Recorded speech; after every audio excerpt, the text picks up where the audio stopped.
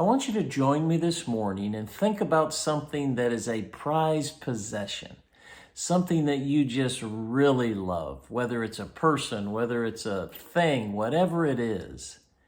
Think about that for a minute. And then think about if God asked you to let it go. How open would you be to do what that old hymn says, I surrender all? Let's talk about it in your morning cup of inspiration. Abram was faced with that same dilemma back in the 12th chapter of Genesis, or the 22nd chapter of Genesis. God asked him to sacrifice his only son Isaac on the altar. Incredibly, Abraham got up the next morning, went 3 days to where God told him to go to sacrifice, and was open and willing to do it. And most of you know the story. He put Isaac on the altar. He raised the knife and was ready to sacrifice his son.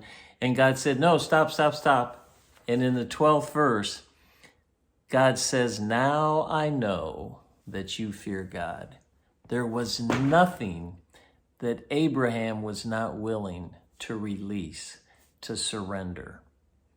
Let's think ourselves this morning, is there anything in our lives that we grab so a hold of and love so much and will not release that God wants us to release? I don't know what it is for you. I'm going to think about it for myself. But let's reflect on that this morning. What can we release to God? As Abraham did that, God provided what was needed for the sacrifice, and God prospered Abraham beyond measure. Once we're willing to release, God will bless. Hey, I pray that ministered to you. Thanks for joining me for that morning cup of inspiration, and we'll see you next time.